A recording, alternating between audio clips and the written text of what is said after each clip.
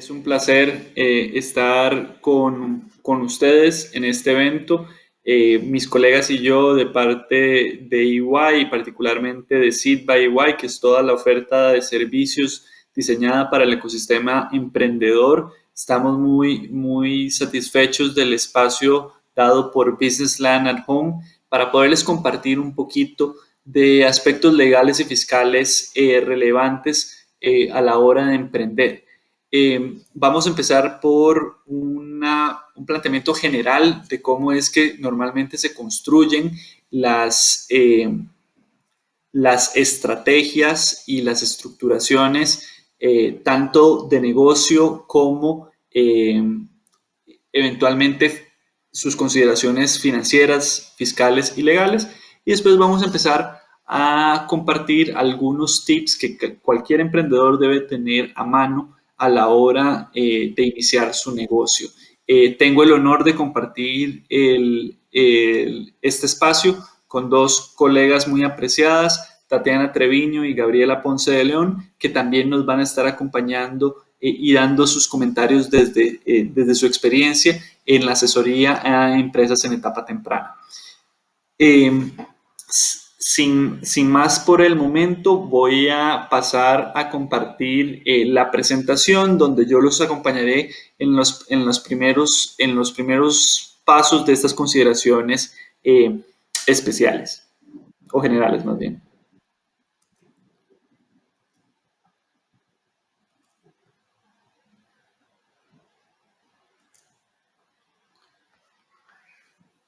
Entonces, bueno, desde la práctica de Seed by EY, nosotros servimos a todos estos nichos de mercado que están viendo en pantalla, donde comprenderán que los startups y las pymes son parte muy importante dentro de nuestra oferta de servicio y por eso es que queremos compartir con ustedes estos consejos. En realidad, es importante tomar en cuenta que cualquier empresa, independientemente del perfil de crecimiento que tenga, va a pasar por un espectro de inversión, desde una etapa semilla, donde las fuentes de capital van a ser propias o de gente muy cercana que van a apostar por nosotros, poco por razones, más bien por temas irracionales más que por razones de peso o sustentables desde un punto de vista financiero. Y así se van consolidando las distintas etapas de financiamiento, donde poco a poco la empresa puede ir optando por fuentes externas de financiamiento, como las que pueden ver en pantalla, pues que obviamente se consolidarán con una venta o una salida de la empresa. También pues en pantalla podrán ver los distintos tipos de sociedades que se aparejan a cada una de las etapas y pues también algunas consideraciones fiscales que resultan relevantes en cada una de ellas.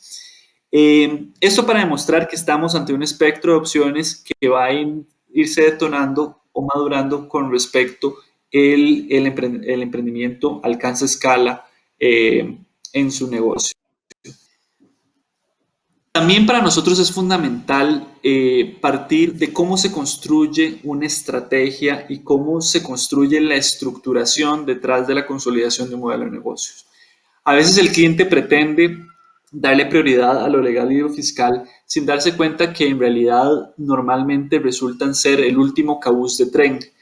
El buen modelo de negocio empieza precisamente con una propuesta de valor al cliente que irradia en un esquema operativo que nos permite pues precisamente construir ese andamiaje que permite consolidar la propuesta de valor.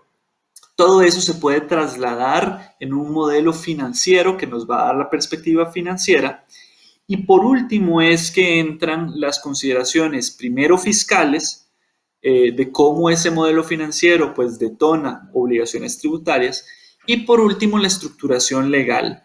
Con todo eso amarrado y sincronizado como un reloj suizo es que la empresa puede empezar a pensar en escalamiento o crecimiento precisamente haciendo o fortaleciendo esa creación de valor y pues someter el modelo de negocio al proceso de escalamiento y eventualmente de salida que se busca. Aquí le doy el pase a mi colega Tatiana Treviño para que nos cuente igual de manera general algunas consideraciones fiscales relevantes. Hola, buenas tardes a todos, mucho gusto. Pues sí, como lo mencionaba José, creemos que es indispensable que al inicio de un emprendimiento se tengan las consideraciones para hacer una planeación legal y fiscal del negocio, que esto eventualmente le va a permitir al emprendedor que en un futuro pueda tener mayores oportunidades de crecimiento de ese negocio. Respecto a las consideraciones fiscales, lo principal que vemos nosotros con los emprendedores es que es muy importante que al inicio del proyecto hagan una determinación de cuáles son las actividades mercantiles que van a realizar con la empresa y esto para poder hacer una perfecta identificación de cuáles son las obligaciones fiscales con las que van a tener que cumplir sus obligaciones tributarias. Y finalmente, el que traten de llevar desde el principio un correcto registro de todos sus gastos, de todas las operaciones, de todas las inversiones que se hacen en lo que están desarrollando en la empresa. ¿Esto para qué? Para que eventualmente cuando venga a lo mejor un inversionista adicional o cuando se tengan que empezar a dar valores a los activos que tenga la empresa, haya forma de documentar correctamente desde el punto de vista contable y fiscal cuál es el valor real de ese activo. Adicionalmente, bueno, nos encontramos muchas veces con emprendimientos que a lo mejor precisamente por ir rápidamente con el negocio, al no tener mucho en cuenta cuáles eran sus obligaciones fiscales, un par de años después, al no haber cumplido con todo, pudiera haber una responsabilidad, digamos, o una disminución del valor del negocio debido a las responsabilidades fiscales que están pendientes de cumplimiento. Entonces, por eso sugerimos que desde un inicio, pues se intente el que tengan un cumplimiento de todas sus obligaciones, ¿no? Y por último, pues también el cumplimiento lo hagan constantemente y que traten de documentar todas las relaciones que se tengan también con terceros, efecto de que todo esto se pueda reflejar en la contabilidad de la entidad o de la sociedad y pues bueno, esto pueda darle mayor valor al negocio, ¿no?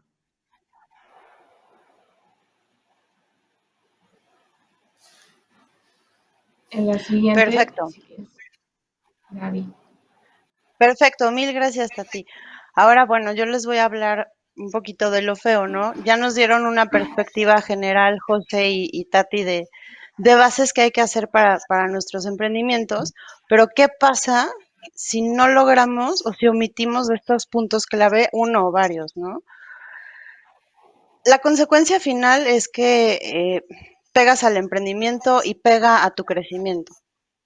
No vas a ser atractivo para inversionistas porque no vas a tener las cosas en regla, entonces invertir en ti va a ser complicado o para que puedan invertir en ti vas a tener que subsanar todo lo que acaban de mencionar José y Tati, ¿no?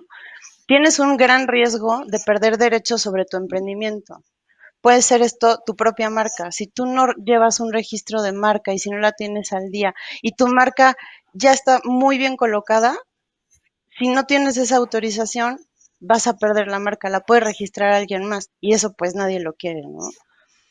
Si tú no tienes, por ejemplo, un NDA, un Non-Disclosure Agreement, un acuerdo de confidencialidad, pues cualquiera puede tener acceso a tu información y pues puede replicar tu modelo de negocio, ¿no?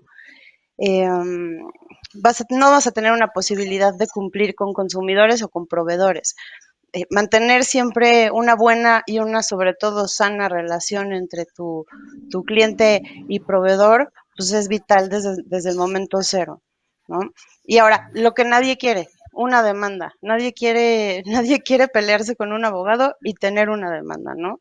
Pero bueno, si ese momento te llega, pues quieres tener toda esa información, todo ese soporte para poder ganar. Ahora, bueno, ya les conté lo feo. Vamos a contarles un poquito sobre cuáles son estos puntos clave importantísimos que deben de considerar para su emprendimiento, ¿no? El primero, aunque sea un poquito repetitivo, pues es una estructura corporativa adecuada.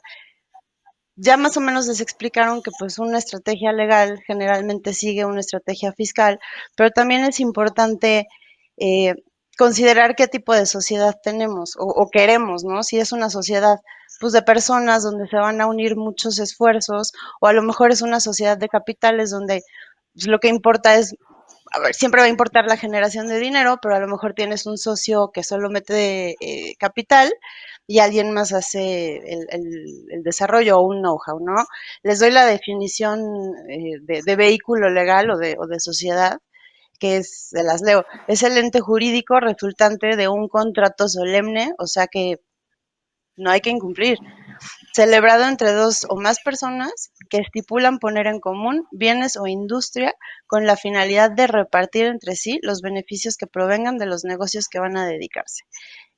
Bajo esta definición es que tú vas a crear un negocio, ¿no? Con un vehículo es que es una sociedad.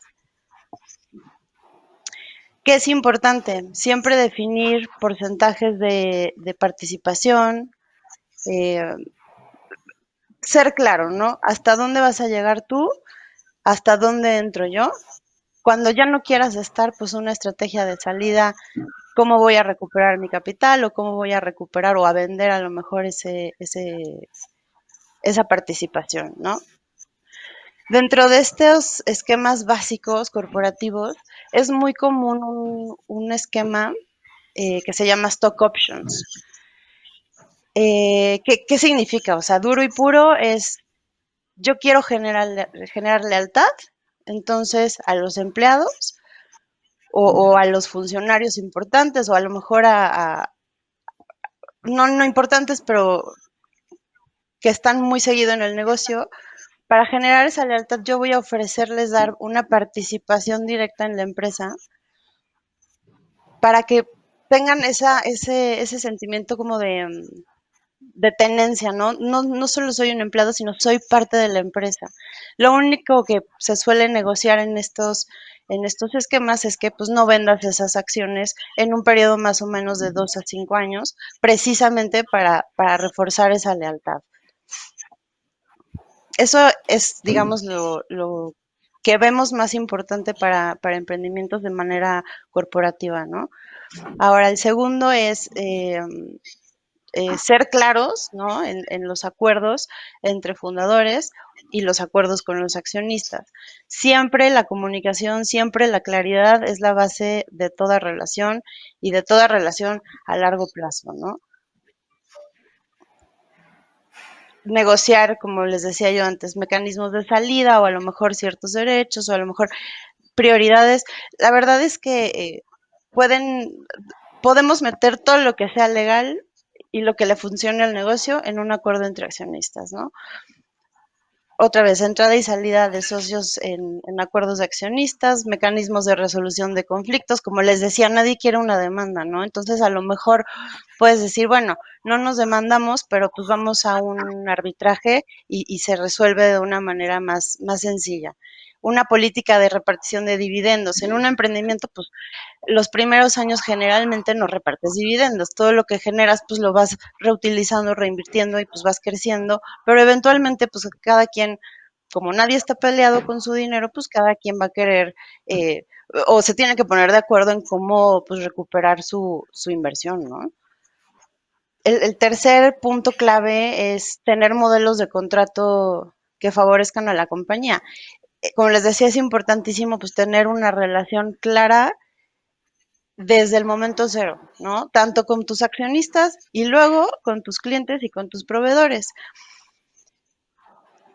Vas a forjar una relación. Desde otra vez, ¿no? Un contrato que le dé posibilidad al proveedor de suplirte, de no suplirte, de entregarte en tiempo y a lo mejor de tú tener un plazo para pagar. E ir construyendo de manera conjunta este negocio, ¿no? De lo mismo implica pues la limitación de responsabilidad y solución de conflictos, como ya les había mencionado, pues a lo mejor un arbitraje es más sencillo que una demanda, ¿no? Y los NDAs que ya se los había platicado, ¿no? El cuarto le paso la voz cantante a Tati para que nos platique de documentación laboral necesaria. Muchas gracias. Gracias, Gaby. Pues sí, efectivamente, parte de los documentos adicionales que se sugiere a los emprendedores que tengan desde un inicio, especialmente con las personas que están trabajando con ellos, con sus empleados, serían los contratos de confidencialidad. Esto para mantener como confidencial toda la información que se genere del negocio y evitar que este pues se pueda replicar. Otro es los contratos de trabajo que se hagan realmente según el emprendimiento, según lo que está necesitando la empresa. Dependerá del país del que estemos hablando, el tipo de relación laboral que se pueda tener. En México hay empleados que pueden ser temporales y que eventualmente podrán ser permanentes. Pero en cada país puede haber una regulación distinta para el tipo de empleado, entonces sí es importante asesorarse y tener los contratos específicos con los empleados para asegurarnos de que estamos en cumplimiento con las disposiciones laborales y de seguridad social de cada país, que eventualmente también son las que generan un mayor impacto o riesgo en el momento en que entra un inversionista y es lo que más se revisa, eh, el riesgo laboral. Y otro punto sería, pues obviamente, cuando estamos hablando de emprendimientos que generen, en donde se generen inversiones o propiedad intelectual, que los contratos laborales con los empleados regulen muy bien precisamente que todo lo que se cree por cada uno de los empleados, la propiedad intelectual de eso, pues será de la empresa en lo que esté permitido, obviamente, por las leyes. Ya hay algunos derechos que serán del empleador, pero es muy importante que se incluya específicamente en los contratos. Y esto va muy de la mano con también la protección de la propiedad intelectual. Como lo mencionó Gaby en un principio, es muy importante, sobre todo la mayoría de los emprendimientos pues generan nuevas marcas, generan nuevos productos y es muy importante el asegurarnos que el emprendedor va a tener un derecho exclusivo de uso sobre ese emprendimiento porque, o de esa marca que desarrollen, porque eso es lo que le va a dar un valor a su empresa. Entonces, cuando se inicia el negocio es muy importante revisar precisamente que la marca, por ejemplo, que estemos utilizando esté registrada, que no alguien tenga ya los derechos sobre ella, porque suele suceder que se hace todo un desarrollo, se empieza a proteger, o se empieza a promover una marca y después nos encontramos con que hay algo similar, ¿no? Cuando se intenta registrar.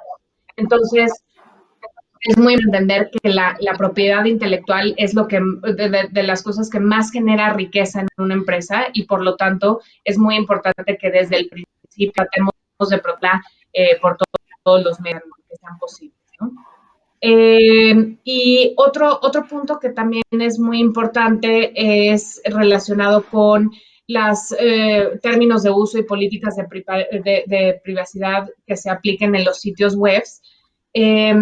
Últimamente, en los últimos años, ha habido un gran movimiento para la protección de datos personales alrededor del mundo. Entonces, dependerá del país cuál es la regulación que se tenga que aplicar, pero es importante considerar que en algunos países las sanciones por no cumplir con las disposiciones de protección de datos personales de tus clientes son bastante altas. Entonces, también creemos que es importante que desde un inicio se haga lo que se tenga que hacer del país para proteger los datos de tus clientes y que se pongan por lo menos los avisos en las páginas web sobre la protección de datos personales, ¿no?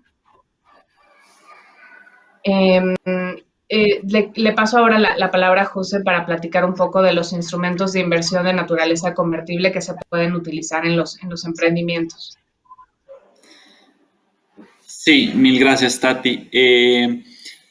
Si recordarán ese espectro de inversión que veíamos al inicio de la presentación, pues en etapa temprana es normal que las empresas, sobre todo las que tienen un componente tecnológico, que buscan un crecimiento acelerado y que para ello requieren una inversión de capital considerable, pues sus ventas orgánicas muy difícilmente les van a dar el flujo de efectivo necesario para asegurar ese crecimiento, recurren a instrumentos de naturaleza convertible como sus primeros auxilios en el levantamiento de capital.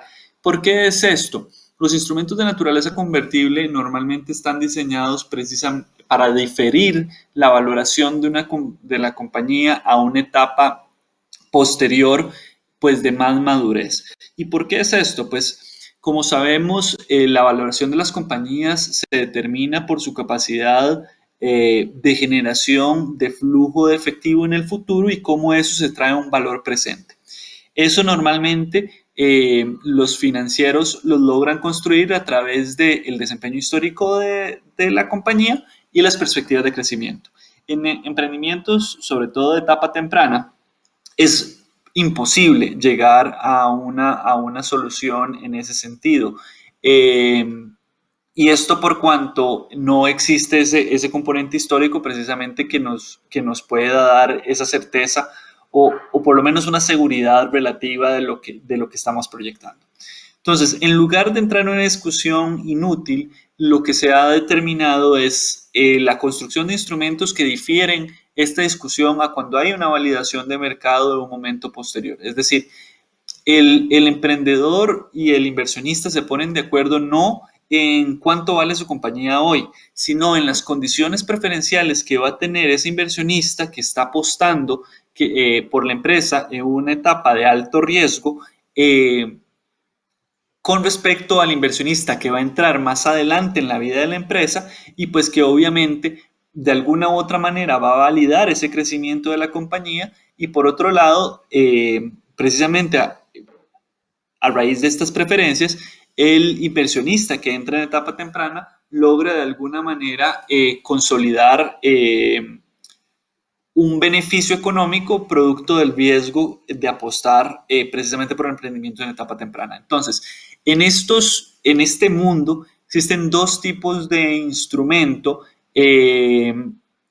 donde pues se busca de manera muy sencilla regular este tipo de inversión. Uno que tiene más una naturaleza de una promesa o de una opción para adquirir acciones o capital en una compañía en el futuro y es el SAFE, que es pues como lo dice su nombre en inglés, es un acuerdo simple para acciones por emitir en el futuro y es precisamente uno de los más utilizados en etapa temprana y sobre todo con inversionistas que de alguna u otra manera están conectados al emprendimiento y buscan apoyarlo. Más adelante en la vida del emprendimiento se va a ver opciones de notas convertibles donde igual se difiere la valoración a etapas posteriores, pero tiene un componente más de deuda. Con esto daremos una pincelada a los instrumentos convertibles. Les agradecemos muchísimo el espacio, la posibilidad de compartir con ustedes estos aspectos relevantes en cuanto al emprendimiento y las consideraciones legales y fiscales necesarias para llevarlo a buen puerto y de nuevo agradecerle enormemente a mis colegas el espacio y la compañía.